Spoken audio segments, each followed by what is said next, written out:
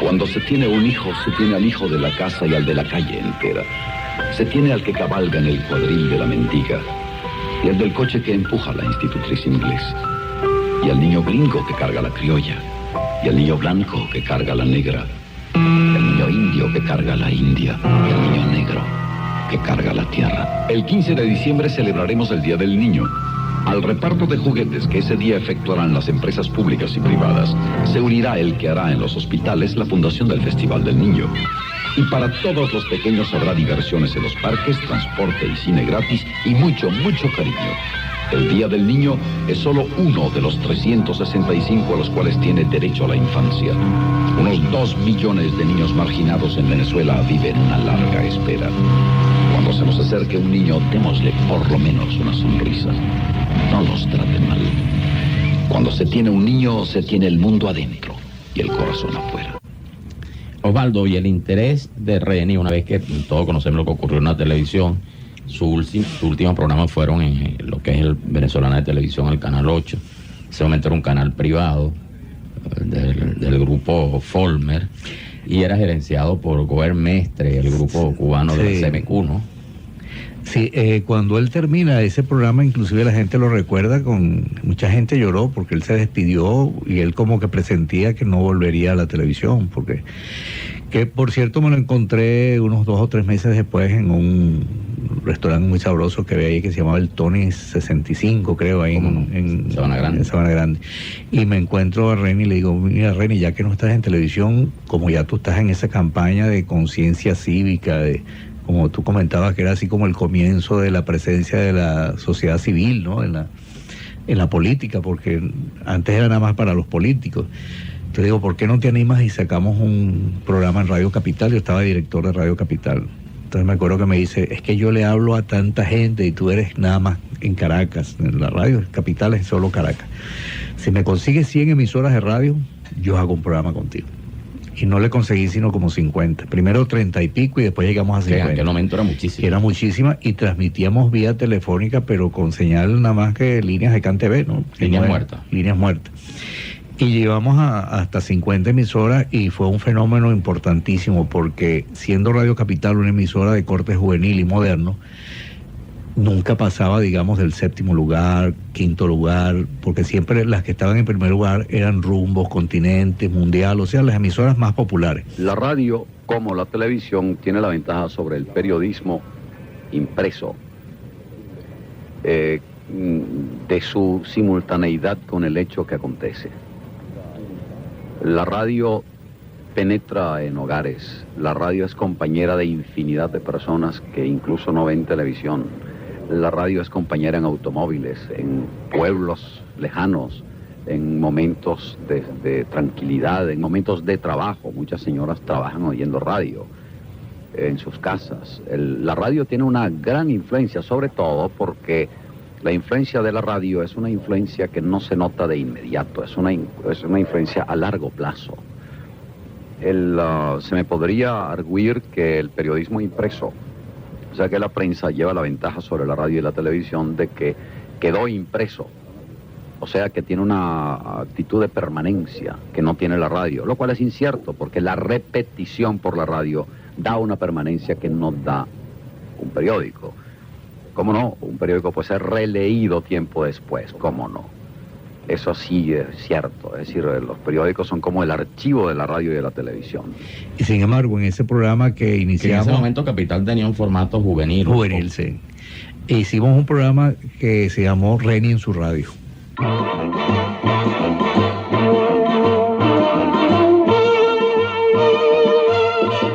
Reni en su radio.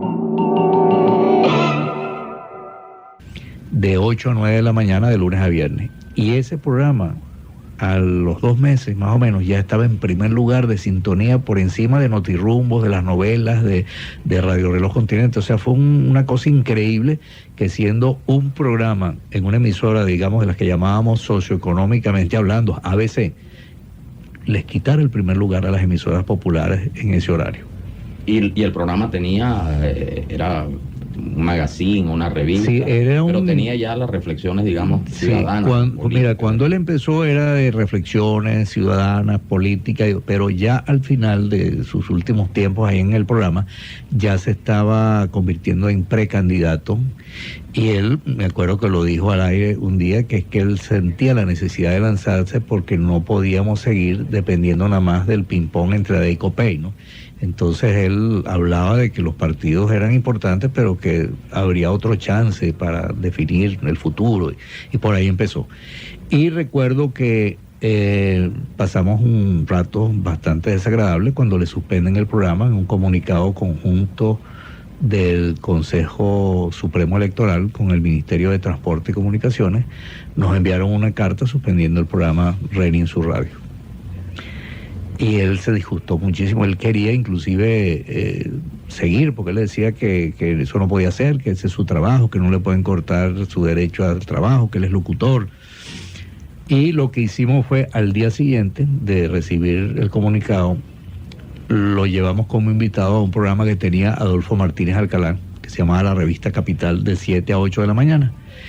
Y ese programa duró hasta las 11:30, entre Martínez Alcalá y Reni Ottolina, uno de los programas más espectaculares que se escuchó en la radio, por todo lo que decía Reni, todo lo que preguntaban los oyentes. Y es una lástima, yo creo que en Radio Capital no tienen copia de ese programa, y me encantaría si alguien pudiera tener alguna copia de ese programa, porque para el Museo de la Radio sería, para el archivo sonoro, un éxito tremendo, porque fue un programa impecable, se dijeron unas cosas muy importantes realmente, y fue, digamos, el último programa que tuvo Reni en Radio Capital con nosotros. En Venezuela al Día conversamos esta tarde con Osvaldo Yepes, y comentamos hoy que se recuerdan 26 años del trágico fallecimiento de Reni Ottolina. Después de ese programa él estuvo una pasantía, un tiempo en otra emisora. Sí, porque coincidía de que era diciembre cuando suspendieron el programa. Él tenía que viajar a ver a su hija, que estaba muy delicada en los Estados Unidos. Yo también tenía un plan ya familiar con todos los niños de viajar. Y le dije a Reni, mira, vamos a aceptar la suspensión estos 15 días y en enero arrancamos con otro nombre, como tú quieras, o tratamos de que eliminen esa resolución. Pero cuando yo estaba de viaje ya me informaron que él se había impacientado mucho, no llegaba a un acuerdo con el resto de la directiva de Radio Capital y prefirió abrirse campo con otro programa que se llama Venezuela Despierta, a las 5 de la tarde o a las 6 de la tarde en Radio Aeropuerto. Y ahí fueron sus 2 últimos meses pues de actividad radial antes de este lamentable accidente. Osvaldo, ¿y en qué momento tú entiendes que se produce ese...? Porque fue un cambio, ¿no? Para él muy importante entre el hombre de la televisión que se debía al país de alguna manera, a la audiencia, y cuando comienza a asumir, digamos, planes políticos. ¿Te acuerdas? Estabas con él, un poco qué lo motivó, la reacción Sí. de la gente. Esto comenzó, mira, el programa de televisión, el show de Reni en el Canal 8, él los viernes lo dedicaba a política. 15 minutos, los 15 minutos finales, en vez de música eran, y ahí tú veías a gente como Miguel Ángel Bureli Rivas, o sea, políticos tal vez alternos, un Eduardo Fernández. Él decía en aquel momento que él no entendía cómo los precandidatos de Adey Copey tenían que ser Piñerúa y Luis Herrera. Él decía que no entendía porque había gente tan valiosa y hasta más jóvenes dentro de estos partidos tradicionales que ya deberían tener el derecho a relevar pues a esas figuras ya mayores de la política. Y por ahí él empezó, y por ahí creo que le vino de que no le dieran más contratos en televisión, porque ya estaba tocando el lado político los viernes en el Canal 8.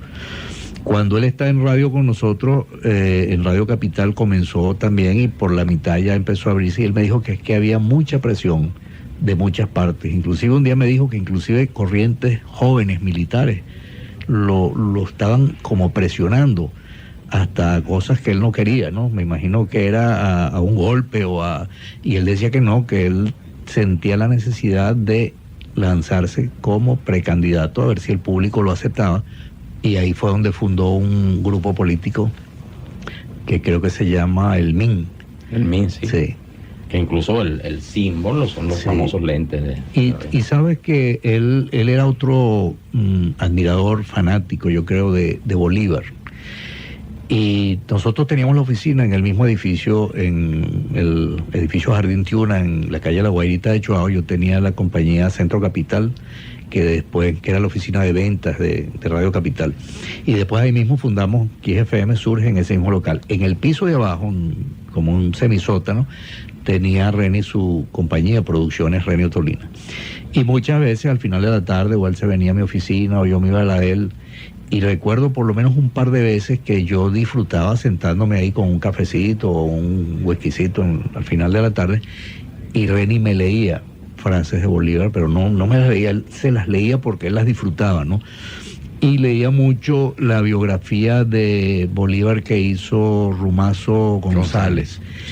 Y yo le decía, mira, Reni, de verdad que eso narrado por ti cobra una fuerza. Uno se quedaba realmente sorprendido de esas frases de Bolívar, esos comentarios, las cartas del Libertador, pero en la voz de Reni Ottolina eran espectaculares.